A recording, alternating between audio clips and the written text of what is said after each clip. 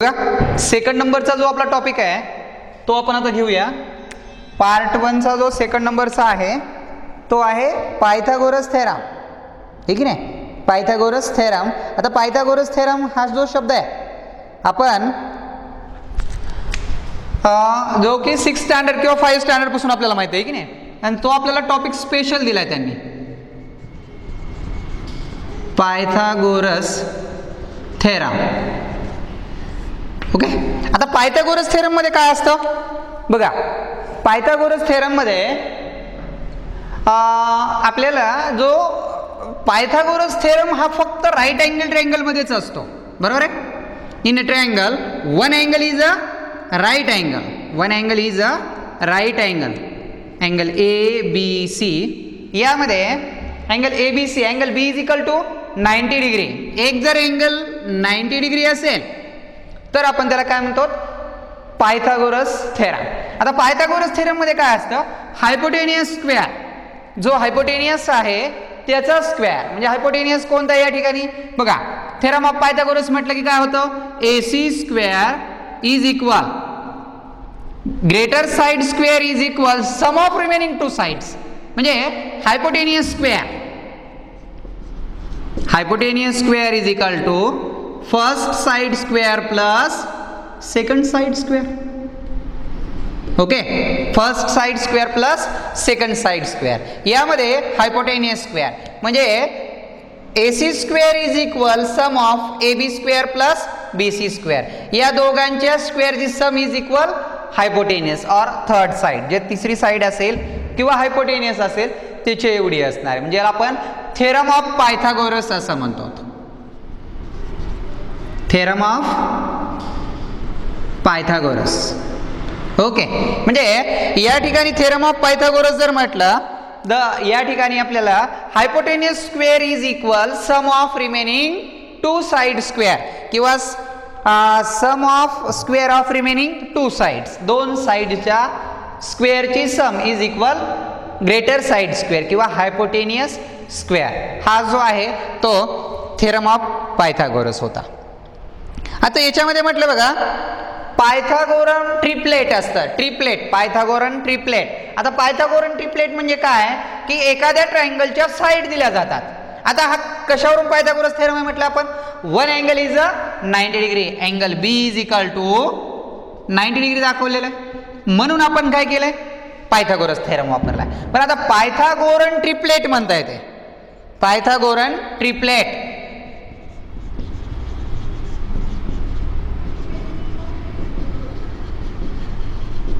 पायथागोरन triplet. आता Pythagorean triplet मध्ये आपल्याला कधी पायथागोरन ट्रिपलेट असतं आणि आहे असं विचारलंय. आता समजा एखाद्या वेळेस काय म्हटलंय, it is a Pythagorean triplet. Triplet हे तुम्हाला साइड वरून काढलं जात आहे. कशावरून, साइड वरून. समजा काय म्हटलंय 3, 4 and 5, 3, 4 and 5 it is a Pythagorean triplet. Yes or no. ते ट्रिपलेट आहे की नाही सांगितलंय. म्हणजे एक साइड आहे 3, एक साइड आहे 4, एक साइड आहे 5. आता एक लक्षात ठेवा, जनरली जी ग्रेटर साइड असते ते डेफिनेट काय असतो, हायपोटेनियस असतो. ज्या वेळेस तुम्हाला 3 साइड दिल्या असतील, त्या 3 साइड मध्ये जी ग्रेटर लेंथ असते की नाही, जी ग्रेटर साइड असते ती साइड म्हणजेच काय असतो, हायपोटेनियस असतो. आता हे it is a Pythagorean triplet, हे पायथागोरन ट्रिपलेट आहे की नाही हे आपल्याला ओळखायचं. मग त्यामध्ये काय करायचं, अगोदर ग्रेटर साइड बघायची. त्यात ग्रेटर साइड कोणती आहे, greater side square. Greater side कोणती रे, 3, 4 और 5, 5 आहे. 5 चा square is equal to 25. First 25 आलं. त्यानंतर काय म्हणतंय, sum of remaining two sides. म्हणजे आता सम ऑफ रिमेनिंग म्हणल्यावर काय असणार, 3 स्क्वेअर प्लस 4 स्क्वेअर. 3 चा स्क्वेअर 9, 4 चा स्क्वेअर 16 इज इक्वल टू 25. बघा, फ्रॉम फर्स्ट अँड सेकंड म्हणजे ग्रेटर साइडचा square is equal sum of remaining two side square. उरलेल्या दोन बाजूंच्या वर्गांची बेरीज आली का, 16, 9, 25, 25, 25. मग त्याला आपण असं म्हणू शकतो, from first and second 5 square is equal sum of remaining two side square. Therefore 3, 4 and 5 is triplet. Pythagorean triplet, ते ट्रिपलेट आहे. ट्रिपलेट कधी असतं कळालं का?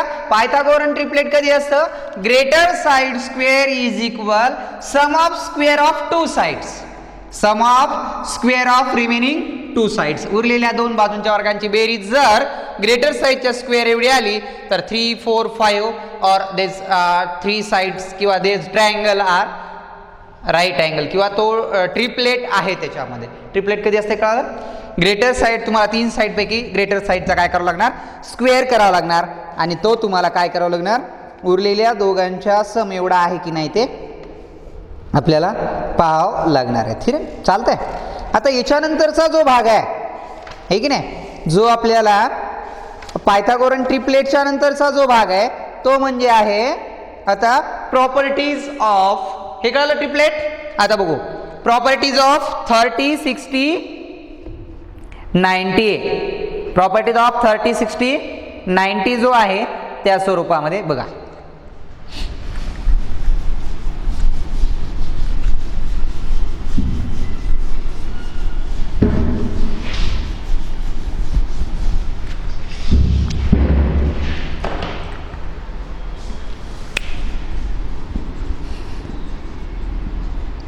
Properties of 30 degree, 60 degree and 90 degree triangle. म्हणजे जो ट्रायंगल जो आहे तो कोणता आहे? 30, 60, 90. बघा याच्या प्रॉपर्टीज आपण 9th स्टँडर्डमध्ये पण पाहिलेले आहेत.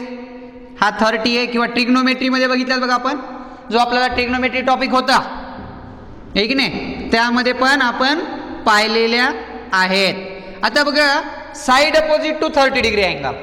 प्रॉपर्टीज ऑफ 30, 60 डिग्री, 90 याच्यामध्ये बघूया. बघा पहिली प्रॉपर्टीज आहे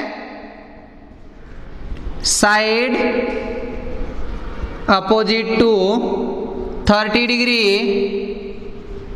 angle is half of hypotenuse. म्हणजे 30 डिग्री अँगलची अपोजिट साइड, म्हणजे 30 डिग्री अँगलची अपोजिट साइड कोणती आहे? BC. जर BC फाइंड करा म्हटलं ती हाफ ऑफ AC. ACच्या काय असते? हाफ मध्ये असते. पहिली प्रॉपर्टी 30, 60, 90. त्यानंतर सेकंड प्रॉपर्टीज आहे side opposite to 60 degree angle. Side opposite to 60 degree angle. 60 degree अँगलची अपोजिट साइड किती असते? Side opposite to 60 degree angle is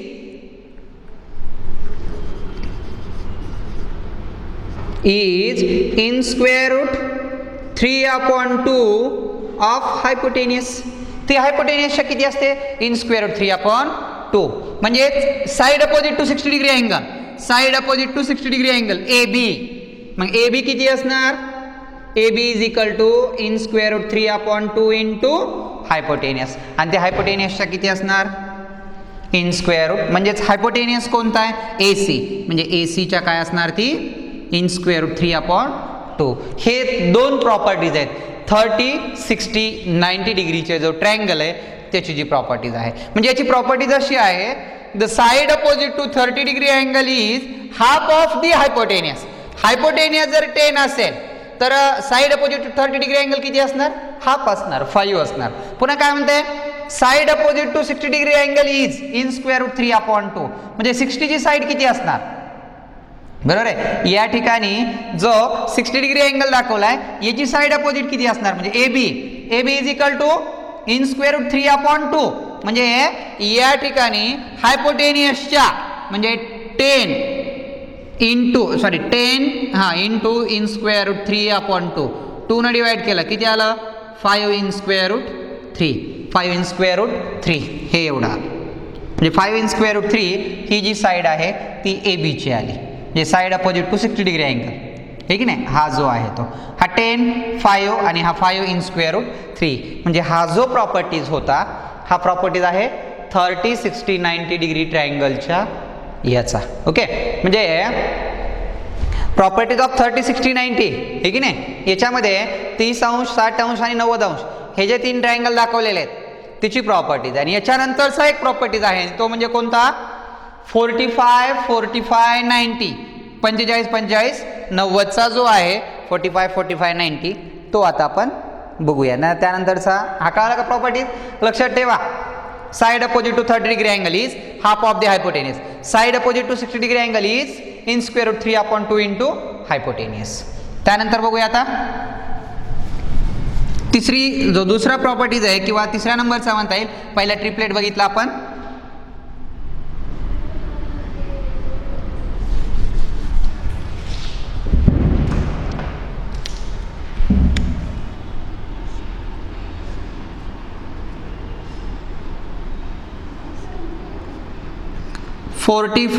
forty five 90. Okay बघा प्रॉपर्टीज ऑफ 45 45 90 45 45 90. आता याच्यामध्ये काय आहे? The angle opposite to 45 two angles are congruent. याला दुसरा एक ट्रायंगल म्हटलं जातं बघा. याला म्हटलं जातं isosceles right angle triangle. Isosceles right angle triangle. त्यालाच आपण 45 45 90 असं म्हणतो. 45 45 90 45 45 90 हा जो आहे तो. आता एक मिनिट इकडे बघा. या ठिकाणी जो प्रॉपर्टीज ऑफ 45 45 90 मग याच्यामध्ये two angles are congruent and two sides are congruent. Two sides congruent असतात म्हणून त्याला आयसोसेल्स राईट अँगल ट्रायंगल म्हटलं जात आहे. मग याला काय म्हणता येईल आपल्याला? जो प्रॉपर्टीज आहे याच्यामध्ये म्हणता येतं side opposite to 45 degree angle is 1/(in square root 2 of hypotenuse. म्हणजे हायपोटेनियसच्या किती असते? 1/(in square root 2. म्हणजे साइड अपोजिट टू 45 कोणती? ए बी असेल, बी सी असेल. दोन्ही बी कोणत्या? 1/(in square root 2 into hypotenuse म्हणजे ए सी. ए सीच्या हायपोटेनियसच्या किती असते? 1/(in square root 2. ही साइड त्या ठिकाणी असते. म्हणजे याला आपण आयसोसेल्स राईट अँगल ट्रायंगल असं म्हटलं जातं. Isosceles right angle triangle. Okay. या स्वरूपामध्ये जो प्रॉपर्टीज होती आपली ज्याला आपण काय म्हणतो? Properties of 45 45 90 degree. बघा ह्या प्रॉपर्टीज तुम्हाला 9th स्टँडर्ड मध्ये झालेल्या आहेत हे की नाही. म्हणजे आपण हे 9वी मध्ये बघितल्या सगळ्या प्रॉपर्टीज की side opposite to 45 degree angle 1/(in square root 2 into hypotenuse. Side opposite to 60 degree angle in square root 3/2 into hypotenuse. Side opposite to 30 degree angle is equal 1/2 into hypotenuse. म्हणजे त्या ज्या हायपोटेनियसच्या साइड दाखवलेल्या आहेत त्या स्वरूपामध्ये आपण त्याला काय करू शकतो? कन्सिडर करू शकतो. ठीक आहे. याच्यानंतरचा जो भाग आहे तो बघूया आता आपण. बघा त्यानंतर आहे similarity and right angle triangle. Okay. Similarity and right angle triangle. बघा similarity and right angle triangle मध्ये काय म्हटलंय? In right angle triangle if the altitude is draw through the hypotenuse. एका राईट अँगल ट्रायंगल मध्ये काय केलंय? Draw altitude. Altitude काय केलाय? ड्रॉ केलाय. कुठे? On the hypotenuse. Then the two triangles form are similar to the original triangle and to each other. आणि जो तयार होतो ट्रायंगल इथून ड्रॉ केल्यामुळं हे two triangle are similar to original triangle and to each other. आणि ते प्रत्येकाशी पण काय असतात? सिमिलर असतात. ओके. हे आपल्याला काय करायचं या ठिकाणी? प्रूव्ह करायचं. बघा 45 45 90 चा प्रॉपर्टीज कळाला. 30 60 90 चा प्रॉपर्टीज कळाला. ठीक आहे. आता बघूया. बघा आता आपल्याला या ठिकाणी म्हटलंय similarity and right angle triangle. Similarity and right angle triangle. Right angle triangle. कोणाची सिमिलॅरिटी बघायची आहे?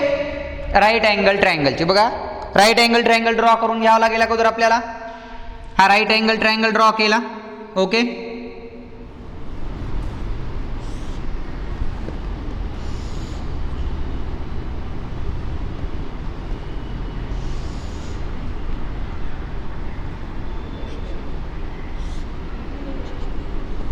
ABC, ABCD. ओके, बघा in a right angle triangle if the altitude is drawn to the hypotenuse, if altitude draw on the hypotenuse, hypotenuse वर तो काय केलाय, draw केला altitude, then the two triangles form are similar, then two triangles form are similar, two triangles are similar. Okay, त्यानंतर काय म्हटलंय, to the original triangles and to each other, आणि आपल्याला त्या ठिकाणी इच अदर म्हटलंय. ठीक आहे, मग गिवन मध्ये काय म्हणता येईल, गिवन मध्ये म्हणता येईल in triangle ABC, angle B is equal to 90 degree and BD perpendicular to on AC. BD जो आहे तो कोणावर परपेंडिक्युलर आहे, AC वर आहे, आणि त्याला असं दाखवलंय E dash D dash C, ADC. BD perpendicular to on AC. आता बघा, टू प्रूव्ह, काय प्रूव्ह करायचं आपल्याला, टू प्रूव्ह म्हणताय triangle ADB, triangle ADB similar triangle BDC, similar triangle, original triangle म्हणजे ABC.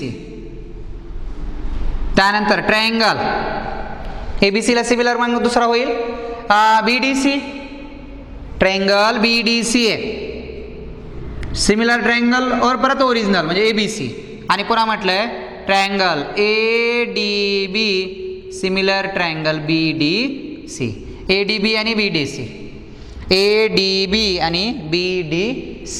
म्हणजे एक लक्षात ठेवा, पहिल्यांदा काय प्रूव्ह करायचं, हा जो ट्रायंगल आहे तो ओरिजिनल ट्रायंगल सोबत सिमिलर आहे, त्यानंतर हा सेकंड नंबरचा ट्रायंगल ओरिजिनल सोबत, आणि then two triangles are each other similar, दोन्ही एकमेकाशी सिमिलर दाखवले. ठीक आहे, प्रूफ मध्ये बघूया. आता प्रूफ मध्ये बघताना अगोदर आपल्याला म्हणावं लागेल in triangle ADB and ABC, ADB and ABC मध्ये बघा, in triangle ADB and triangle ABC, ADB and ABC. याच्यामध्ये पहिला जो अँगल आहे अँगल ADB आहे, अँगल ADB कॉन्ग्रंट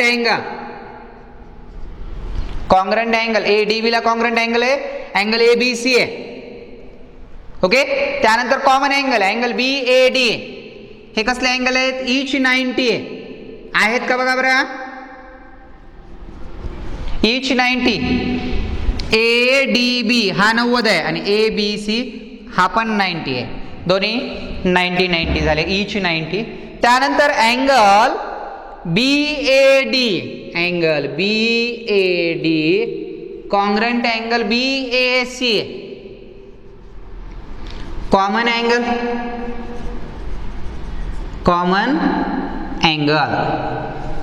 ते कॉमन अँगल झाले. मग टू अँगल आर कॉन्ग्रंट म्हटल्यावर काय होणार, two triangles are similar, therefore triangle ADB similar triangle ABC. First similar झाला, बरोबर आहे. कोणत्या टेस्टनं सिमिलर होणार ते, two triangles are similar, AA test number 1 दिला. आता दुसऱ्या ट्रायंगल मध्ये बघूया. बघा second number, in triangle BDC and triangle ABC. हा अँगल आणि हा अँगल इकडे पण 90 डिग्री आहे, मग याला आपण असं म्हणता येतं angle BDC. Angle BDC congruent angle ABC. बरोबर आहे. BDC ABC two angles are congruent. याला आपण म्हणता येईल इच 90. दोन्ही मध्ये कॉमन अँगल आहे बघा. Angle BCD congruent angle BCD congruent angle BCA. याला काय म्हणता येईल?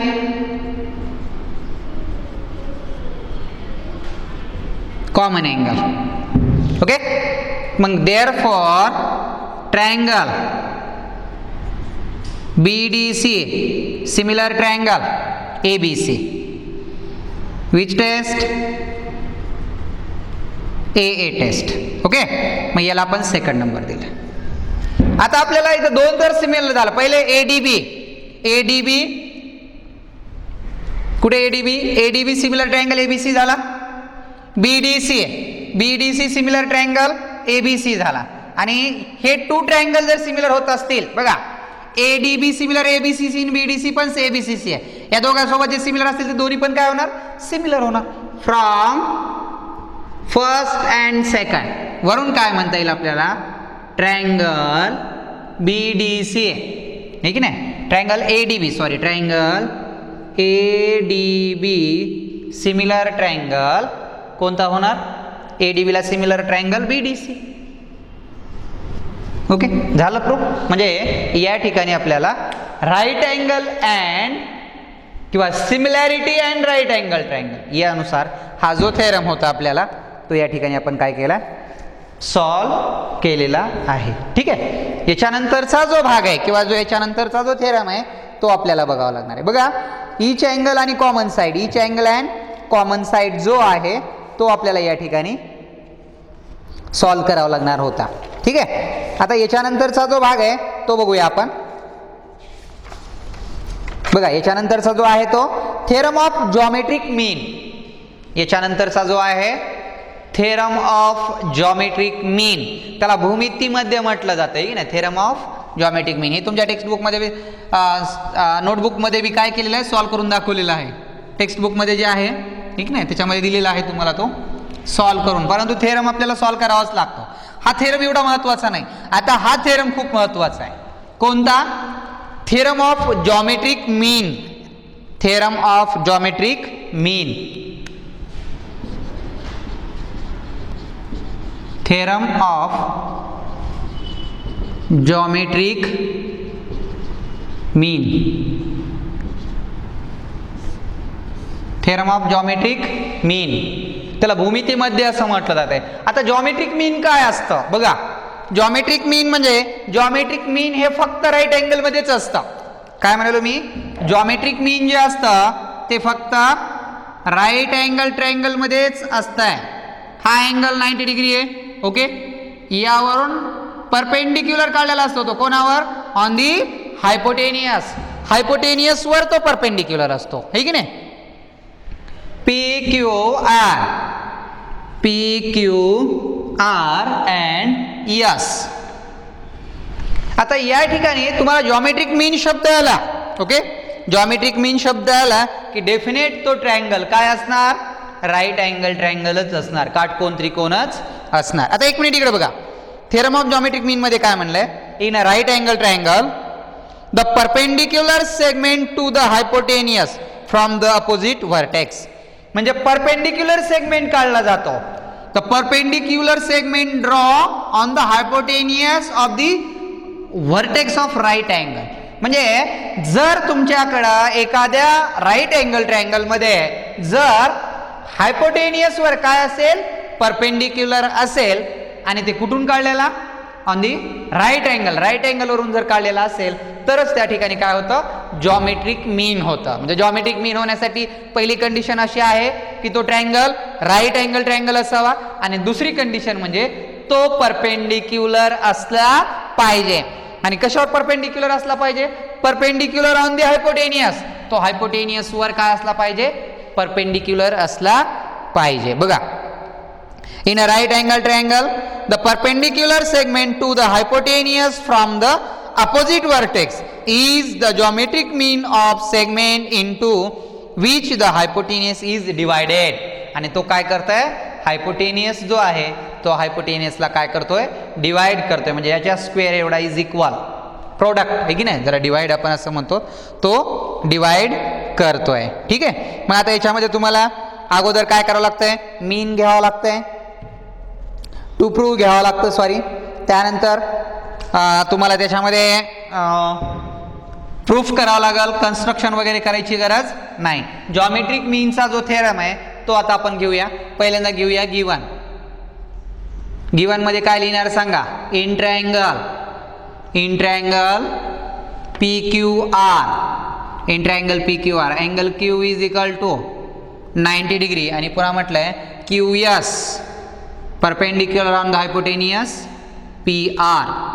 क्यू एस जो आहे तो परपेंडिक्युलर आहे कोणावर, पी आर वर. Q S perpendicular on the hypotenuse P R, hypotenuse Q S perpendicular on the hypotenuse P R. P R या हायपोटेनियसवर आहे. हे गिवन झालं. टू प्रो काय प्रूव्ह करावं लागेल, प्रूव्ह काय करावं लागेल, टू प्रूव्ह काय प्रूव्ह करायचं आपल्याला, क्यू एस स्क्वेअर म्हणजे जो परपेंडिक्युलर काढलेला जो सेगमेंट असतो त्याचा स्क्वेअर, क्यू एस स्क्वेअर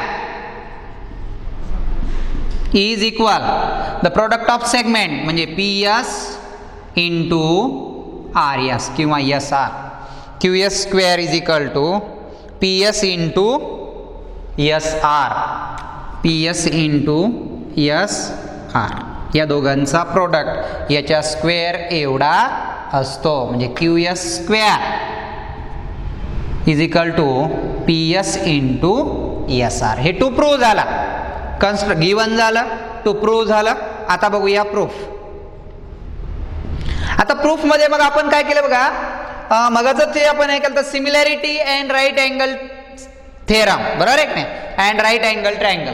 याच्यासारखंच आपल्याला काय करायचं आहे, हे two triangles are similar, two triangles are similar, two triangles are similar दाखवावं लागतील आपल्याला. बघा त्यांनी दाखवलंय Q S R and P S Q, Q S R and P S Q two triangle are similar. हे दोन्ही ट्रायंगल काय करायचे आपल्याला, सिमिलर दाखवायचे आहे की नाही.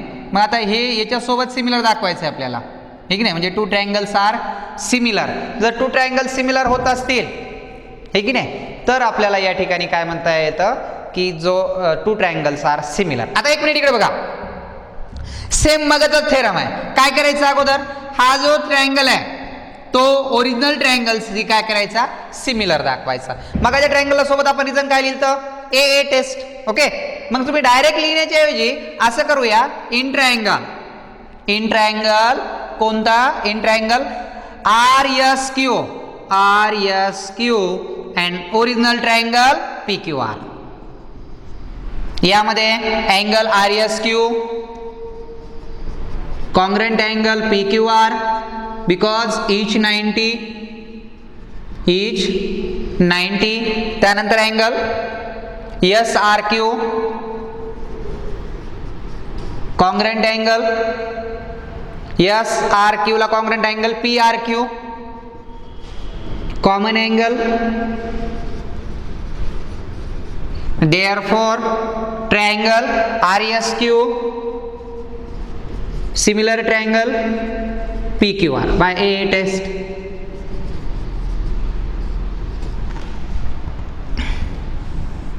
त्यानंतर सेकंड नंबरचा आहे in triangle PSQ and triangle PQR. angle PSQ congruent angle PSQ ला congruent angle PQR each 90. त्यानंतर अँगल, त्यानंतरचा जो अँगल आहे तो common angle SPQ, SPQ congruent angle QPR, common angle, therefore triangle PSQ similar triangle PQR by AA test.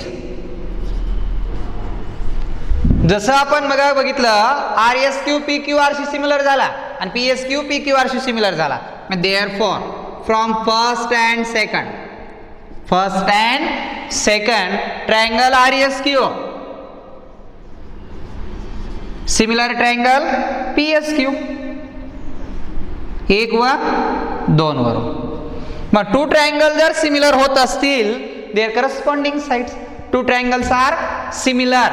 आता two triangle similar झाले मग या ठिकाणी काय म्हणता येईल, जो असा ट्रायंगल आहे याच्यासारखी ॲनालिटिकल फिगर काढावं लागणार आपल्याला बी, बरोबर आहे. याच्यासारखीच काय करावं लागणार, ॲनालिटिकल फिगर आपल्याला काढावी लागणार. मग आता बघा पहिला जर RQS, मी अशीच डायग्राम काढतो.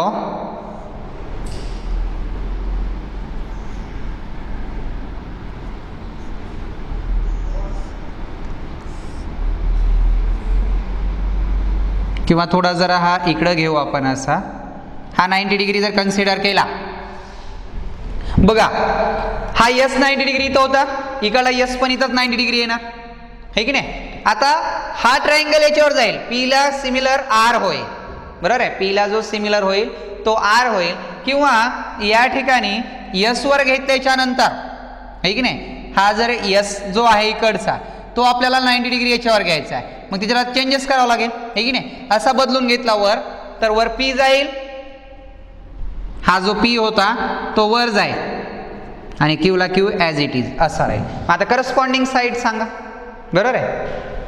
करस्पॉन्डिंग साईड, सॉरी हा S इथं आला 90 डिग्रीच्या जागेवर, P वर गेला आणि Q इकडं, म्हणजे R च्या जागेवर कोणता येईल, Q येईल, बरोबर आहे. मग इकडचा ट्रायंगल जर आपण कन्सिडर केला, आपल्याला काय की या ठिकाणी QSR similar triangle PSQ similarity of right angle triangle, बरोबर आहे. मग QS upon QS upon PS, हे QS इकडल्या साईडची निकडली PS.